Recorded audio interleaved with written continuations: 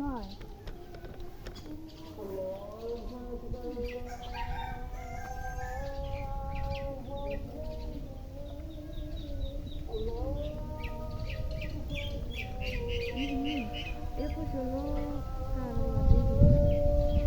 অনূর্ধ্ব 20 সাফ জয়ী ও এএফসির মূল পর্বে খেলার যোগ্যতা অর্জনকারী রূপা আক্তার 13 নং জার্সিধারী। তার বাবা মোহাম্মদ রহিম উদ্দিন। আপনারা দেখেন কিভাবে হাঁসের পরিচর্যা করছে।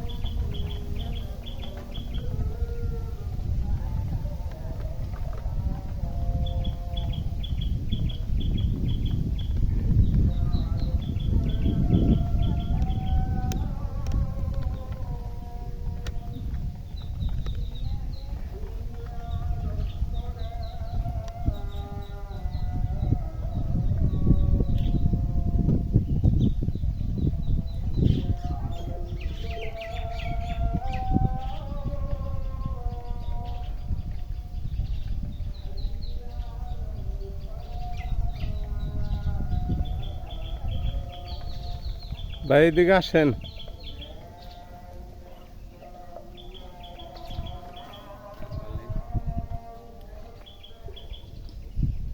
আরেকটু আগান।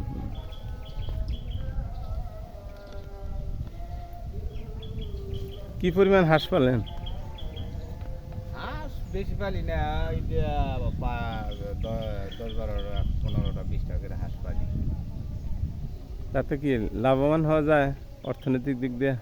লাভবান হওয়া যায় না, যখন ডাঙ্গর হয় তখন মনে করেন যে জোড়া 1600-1700 টাকা, এইরকম 1800 টাকা এইরকম বেচা কিনি করন যায়। তার মানে প্রতিটা কত? 800-900? 800-900। তাহলে একটা প্রশ্ন করি, আপনার মেয়ে তো রূপা আক্তার হ্যাঁ, বাংলাদেশের জাতীয় দলের খেলোয়াড় প্লাস এশিয়া কাপে অর্জনকারী। আপনার অনুভূতিটা একটু বলেন, কেমন লাগতেছে?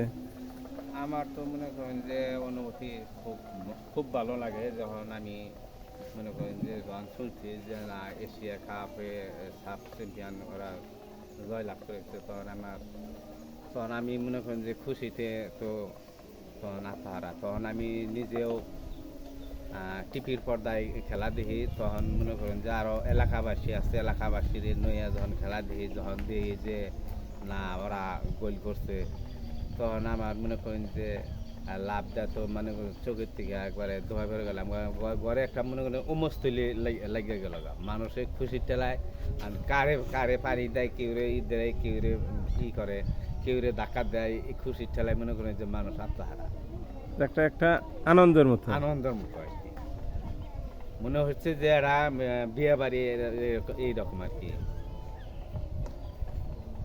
তাহলে এই রূপা তো এখন বাড়িতে আছে, হ্যাঁ বাড়িতে আছে। তাহলে চতুর্দিকে কি পরিমাণ সংবর্ধনা বা এলাকাবাসীর একটু কি পরাণ সারা দিল এরকম যে এলাকাবাসী বলতেন? এলাকাবাসী সখীপুর ক্রিয়া ইয়ে থেকেও আর সম্বর্ধনা দিচ্ছে কি অনুসারে? না ওটা সখীপুর আমাদের যে ক্রিয়া একটা অফিস আছে ওখান থেকেও দিচ্ছে নজরুল স্যার ওরা উনিরা ছিল। তারপরে প্রেস ক্লাব থেকেও সম্বর্ধনা পাইছে সখীপুর প্রেস ক্লাব থেকে। তারপরে সম্বর্ধনা পাইছে হইলো আপনার হইলো এন অফিস থেকে এনো স্যার সম্বর্ধনা দিছে। এনো স্যার আরও বিশেষ আশা দিছে যে কোনো সমস্যা হলে আমাকে বলবা, ফ্যামিলির বিষয়ে কোনো চিন্তা করবা না, তোমার খেলাধুলা হইলো তুমি এগিয়ে যাবা, তোমার আর পিছনে তাকানোর দরকার নাই, তুমি যে পর্যন্ত এগিয়ে যেতে পারো আমরা তোমার সাথে আছি, তোমরা যতটুকু সহযোগিতা করো না আমরা সহযোগিতা করব। ইউনুস স্যার আমাদের তো যে রাস্তার বিষয়ে কি কিছু বলছে? ইউনুস স্যার আপনারা কিছু বলছিলেন কি রাস্তার বিষয় স্যার ইউনিয়ন পরিষদ উনিরা ইউনিয়ন পরিষদে উনি চেয়ারম্যান মহোদয় উনি বলেছেন যে আমরা আপাতত এখন বৃষ্টিটা চলতেছে, এখন বর্ষাকাল একটু মানে একটু বর্ষাকালটা একটু দীর্ঘ হোক পরে অর্থাৎ বর্ষার পরে? বর্ষার পরে উনি কইছে যে যত তাড়াতাড়ি সম্ভব আমরা রাস্তাটার ব্যবস্থা করব। রাস্তা বলতে তো এখানে কি ইট বিছানোর কথা কি বলছে, এরকম কোনো বলছে না? আমি সোজা বলছি যে আমার স্যার আমি বাড়িতে যাইতে পারি না, বাড়িতে খুব চলাচল কষ্ট। আমার মেয়ে এই যে 6 মাস পর 3 মাস পর হয়তো 2-1 দিন করে বাড়িতে আসে, তাও বাড়িতে আসা যায় না।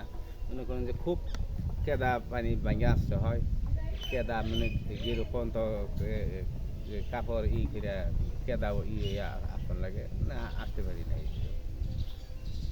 খুব কষ্ট হয় চলাচল। মোটামুটি আশ্বাস দিচ্ছে আর কি। আশ্বাস দিচ্ছে উনিরা, বাকিটা উনিরা বুঝবো আর কি। আচ্ছা ঠিক আছে, আপনার কাজ করুন। হাঁসের হাঁসের খাওয়াইতে তো ভালোই লাগে। হ্যাঁ হাঁসের খাওয়াই দিয়ে আমি এই যে সকালেও খাওয়াইছি। আপনার কাজের ফাঁকে ফাঁকে একটু খাওয়াইন আর কি।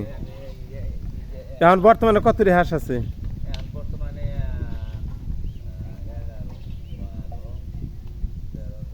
হলো 20-22টার মতো আছে। তা তো কমে গেছে হাঁস। 20-22টার মতো আছে। আবার এই যে কিছু আবার মনে করেন যে নিজেরাও খায়, আবার বাচ্চা আছে, আবার ডিম পাতা আছে, আবার বাচ্চা উড়াইতেছে, এই চালাই আছে 12 মাস। এই এক ব্যাচ এখান থেকে আপনি কি নিজেই ডিম উৎপন্ন করেন প্রযুক্তি দিয়ে? এই হাঁস